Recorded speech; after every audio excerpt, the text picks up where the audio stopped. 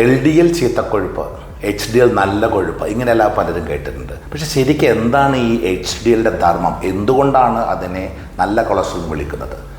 നമ്മുടെ ലിവറിൽ നിന്നാണ് രണ്ടും ഉണ്ടാക്കുന്നത്. ബ്ലഡിലേക്ക് ചാടുന്ന HDL അതൊരു കോർപ്പറേഷൻ വണ്ടി പോലെയാണ് ശരിക്കും. അത് ലിവറിൽ നിന്ന് ബ്ലഡിൽ ചാടി ഒഴുകിപ്പോയിട്ട് ബ്ലഡിൽ അധികമുള്ള LDL കൊളസ്ട്രോളിനെയും അടിഞ്ഞിടക്കുന്ന ബ്ലോക്കിനകത്തുള്ള LDL കൊളസ്ട്രോളിനെ അവിടെ നിന്ന് ചിരണ്ടിയെടുത്ത് ഈ വണ്ടി നിറക്കും. ഫാറ്റ് ലിവറിൻ്റെ അകത്തുള്ള കൊഴുപ്പ്, ബ്ലോക്കിൻ്റെ അകത്തുള്ള കൊഴുപ്പ്, ഒബസിറ്റിയുടെ അകത്ത് അടിഞ്ഞിടക്കുന്ന LDL കൊഴുപ്പ്, അതെല്ലാം ചിരണ്ടെടുത്ത് ഈ വണ്ടി നിറക്കും. ഈ വണ്ടി നിറഞ്ഞു കഴിയുമ്പോൾ ഈ വണ്ടി തിരിച്ച് ലിവറിലേക്ക് പോകുന്നു. ലിവറിൻ്റെ അകത്ത് ചെന്ന് അത് പിത്തം, ബൈലാസിസ് ഉണ്ടാക്കിയിട്ട് പുറന്തള്ളുന്നു. ഈ HDL വണ്ടി വീണ്ടും തിരിച്ചു പോകുന്നു. Cleaning process ചെയ്തുകൊണ്ടേയിരിക്കും. ഇതിനിടക്ക് ഈ HDLൻ്റെ അകത്ത് അധികമുള്ള കൊളസ്ട്രോള് VLDLന് കൊടുക്കും. ലിവറിൽ നിന്ന് പുറത്തേക്ക് വന്ന VLDLന് കൊളസ്ട്രോൾ കൊടുക്കുമ്പോൾ VLDL IDL ആയി മാറും, IDL LDL ആയി മാറും. അപ്പോഴാണ് LDL ബാഡ് കൊളസ്ട്രോൾ ആവുന്നത്.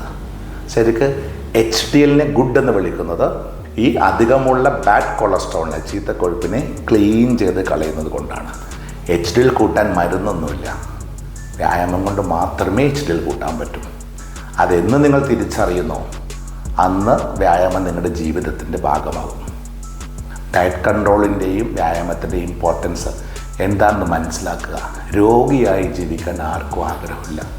ഫുൾ കോംപ്ലിക്കേഷൻസ് വന്ന് നശിഞ്ഞൊരു ജീവിതവും കൊണ്ട് ജീവിതം മരിക്കുന്നവരെ കഷ്ടപ്പെട്ട് ജീവിക്കാൻ ഒരാൾക്കും ആഗ്രഹമില്ല. തിരിച്ചറിയാൻ ശ്രമിക്കുക, ലൈഫിൽ പ്രാക്ടിക്കലാക്കുക. അത്